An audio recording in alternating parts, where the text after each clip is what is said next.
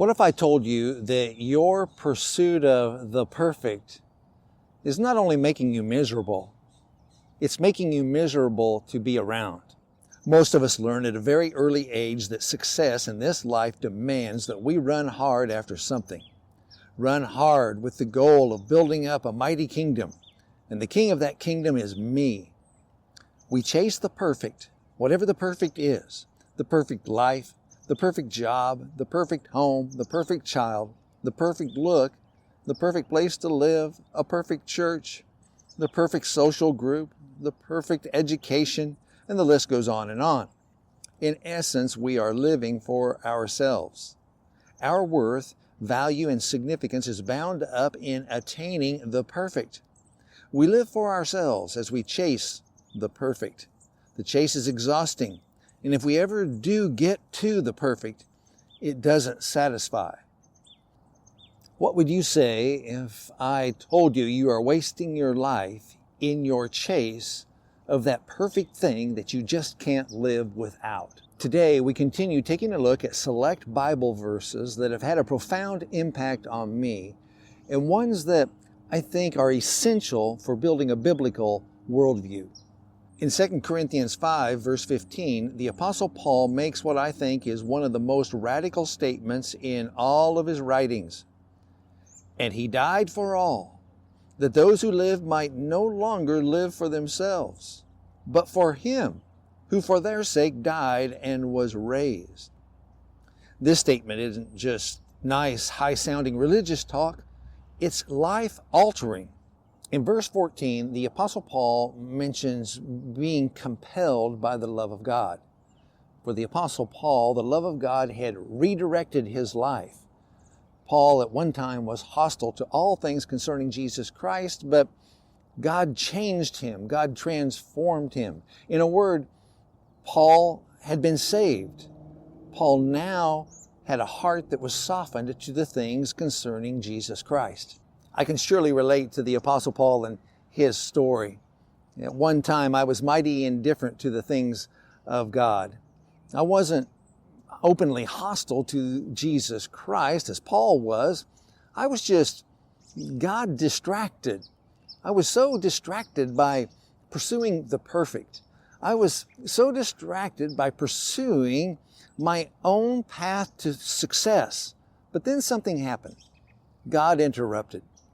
Now, we could think about the death of Christ and the substitutionary atonement, or we could think about the resurrection of Christ. Both themes are touched on in this verse. But today I'd like for us to think about a profound contrast. First, there is an acknowledgement that the natural human direction is to live for ourselves. Apart from God's intervening grace, we all naturally live for ourselves. We pursue what we think is the perfect, and we do it with gusto and passion and never-ending desire. Second, as disciples of Jesus Christ, we are called to live differently. We're called to a new priority. We no longer live for ourselves, but for Christ. A radical change takes place. The disciple of Jesus Christ is called to no longer live for themselves. They're to have a new orientation, a new passion, and that all-consuming passion is to be Jesus Christ. I remember first connecting with this verse as a new Christian. I just couldn't get that phrase out of my mind. No longer live for themselves, but for Him. No longer live for themselves, but for Him. No longer live for themselves, but for Him. That phrase hit me so hard since I had pretty much been living for myself my entire life. It wasn't that as a new Christian I needed to be more charitable in my attitudes and actions. For me, this was a radical call to a new priority. My old priority was me, but the new priority was Jesus Christ. This phrase, no longer live for themselves, but for Him, does hit hard, doesn't it? Most of us know what it means to live for ourselves. Even when we do good things for other people, we often do it out of our own self-interest. We pursue things and commit to certain actions to make ourselves look good We do it because it's the so-called honorable thing to do. Or we pursue it because it's the successful thing to do. Or we do it because we think that it is the right thing to do. Some of us have this thought embedded in our mind from a very young age. We're not really free unless we pursue and attain total and complete personal pleasure and satisfaction. And if you look around, pretty much our entire modern culture promotes living for self. This is a prison. It's an emotional, psychological, and spiritual prison. And the strange thing about this self-made prison is that its only prisoner is the one who built it. But Jesus came to set free the captives from this prison. So what does living for Christ look like?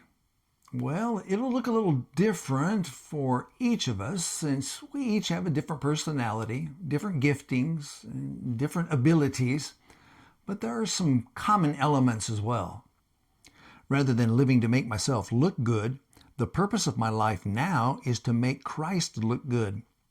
Rather than living to prove how great I am, the purpose of my life now is to show how great Christ is.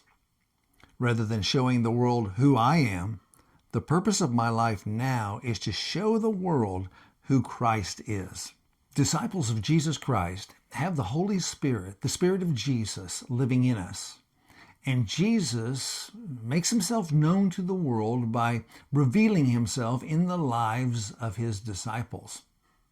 As a disciple, I want to strive to remove hindrances, sins that prevent Christ from being visible in my life.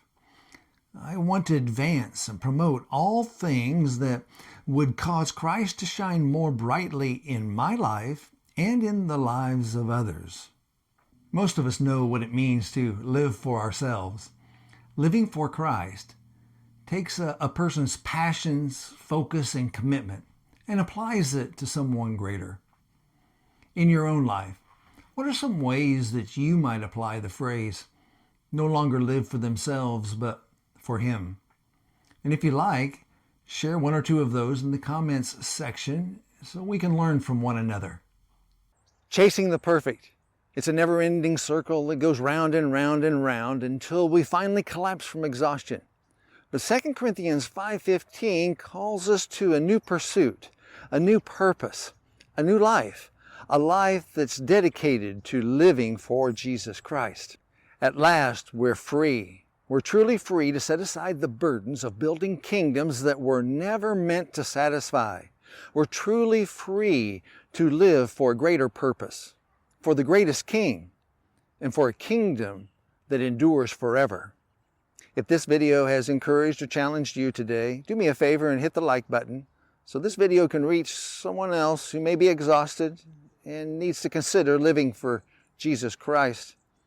If you want to continue thinking about verses that shape a biblical worldview, be sure you're subscribed. God bless.